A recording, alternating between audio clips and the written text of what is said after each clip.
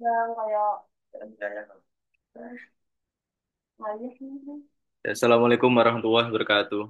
nah, Sore ini kita akan review jurnal dengan judul Mechanism of Mindfulness, Emotion Regulation Following Focus Breathing Induction. Jadi kita akan mereview jurnal. Ya, intinya jurnal ini adalah jurnal tentang mekanisme mindfulness dengan regulasi emosi ya, yang diikuti dengan focus breathing atau kalau diterjemahkan fokus breathing itu nafas kesadaran, nafas yang disadari. Jadi kalau biasanya itu jurnal-jurnal yang kita review itu adalah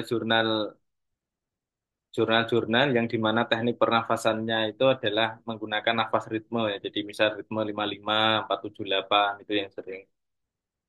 Nah, kali ini tidak ada ritmenya, jadi nafasnya tidak tidak menggunakan ritme tertentu, tapi di jurnal ini dibahas yang penting nafasnya disadari gitu.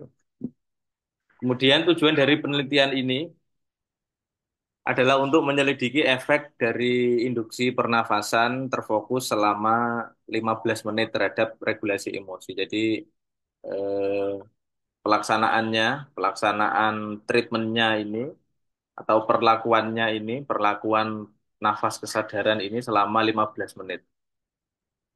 Dugaannya atau hipotesisnya pernafasan yang disadari akan mengurangi respon emosional negatif dan meningkatkan keinginan untuk menghadapi stimulus negatif.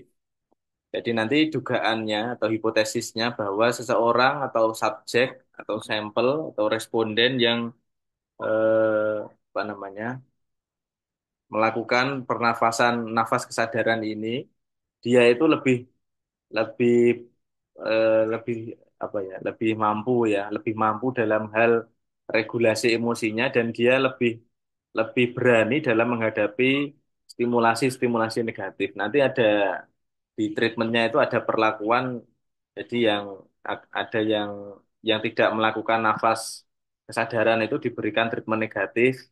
Nanti yang melakukan nafas kesadaran diberikan treatment negatif juga. Nanti yang lebih berani yang siapa nanti ada hasilnya.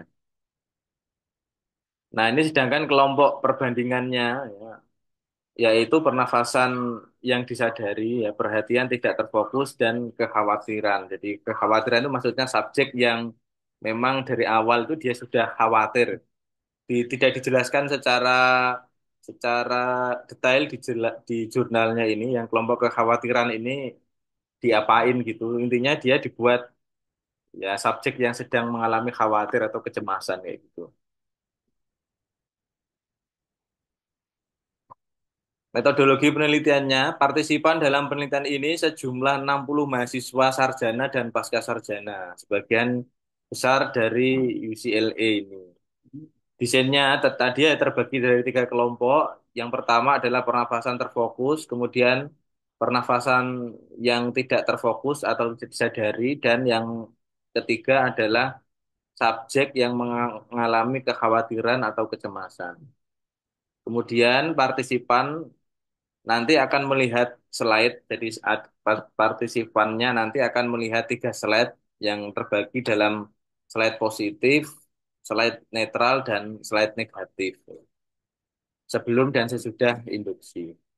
Pengukuran termasuk respon emosional. Jadi untuk pengukurannya ya menggunakan skala, ini skala afek dan skalanya saya lupa kepanjangannya tapi disingkat PANAS dan kesediaan untuk melihat slide negatif. Nah, selanjutnya instrumen pengukurannya. Ini kayaknya tidak perlu. Langsung ke hasil ya. Pada kelompok pernafasan nafas kesadaran tadi memiliki respon yang stabil dan positif. Jadi tadi itu kan eh, subjeknya itu kan ditunjukkan kepada tiga, tiga slide, di mana itu adalah slide positif, slide netral, dan slide negatif. Ya. Ketika apa namanya si subjek yang melakukan nafas kesadaran ini, mereka ketiga-tiganya responnya cenderung stabil dan positif. Ya.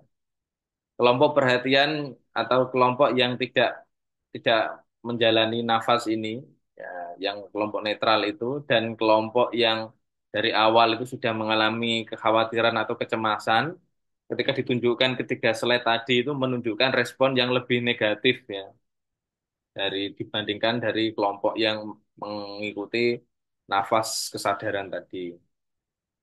Kemudian ya ketika ditunjukkan slide negatif, kelompok yang melakukan pernafasan nafas kesadaran tadi menunjukkan afek negatif yang lebih rendah dibandingkan kelompok yang mengalami kekhawatiran atau kecemasan. Kemudian kesediaan yang lebih besar untuk melihat slide negatif pada kelompok yang mengalami pernafasan terfokus atau nafas kesadaran. Jadi bagi responden yang melakukan nafas kesadaran tadi itu dia lebih lebih siap dan lebih apa ya lebih berani dalam melihat atau mengalami hal-hal yang negatif. Jadi mungkin ya karena dia lebih tenang gitu ya sehingga dia berani menghadapi hal-hal yang negatif dibandingkan dengan kelompok yang lainnya. Nah, ini hasil perilaku dan fisiologisnya. Jadi sebanyak 85,7% dari kelompok yang melakukan nafas kesadaran tadi itu mereka semuanya itu berani melihat slide negatif ya. Jadi berani menghadapi hal-hal yang menantang lah gitu istilahnya. Kalau yang kelompok yang tidak melakukan nafas kesadaran tadi hanya 57,9% yang berani menyaksikan atau bersiap untuk mengalami hal-hal yang negatif gitu. Detak jantung, kalau secara detak jantung ini temuan ini tidak ada perbedaan yang signifikan antara kelompok ya. Jadi antara ketiga kelompok tadi tidak ada yang mengalami perbedaan secara signifikan pada detak jantungnya.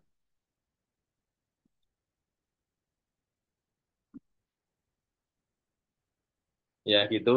Kemudian untuk teknik nafasnya ini tidak saya cantumkan di slide, cuma di jurnalnya itu dikatakan bahwa responden hanya diminta untuk melakukan yang pertama ya nafas kesadaran itu dia diminta untuk menyadari nafasnya. Jadi selama 15 menit itu diminta menyadari nafasnya. Jadi dia dibiarkan, subjeknya itu dibiarkan, baik itu mau nafasnya misal cepat atau lambat atau gimana itu tidak diindahkan hal itu. Jadi hanya diminta untuk menyadari nafasnya saja. Jadi menyadari ketika menarik nafas, menyadari ketika menghembuskan nafas hanya gitu. Nah, kemudian yang kelompok kedua itu dibiarkan saja, ya sudah kamu nafas senafas nafasnya gitu. Disambil aktivitas juga boleh dan sebagainya gitu. Dan yang ketiga ini memang dari awal dipilih subjek mahasiswa yang mengalami kekhawatiran atau kecemasan. Gitu. Ya itu adalah jurnal yang direview pada kesempatan kali ini. Jadi memang teknik-teknik pernafasan itu harus sangat apa namanya sangat dikembangkan terus ya karena terkadang itu kita berbeda subjek juga nanti teknik ini tidak selamanya bagus untuk subjek yang lain gitu. Ya terima kasih. Assalamualaikum warahmatullahi wabarakatuh.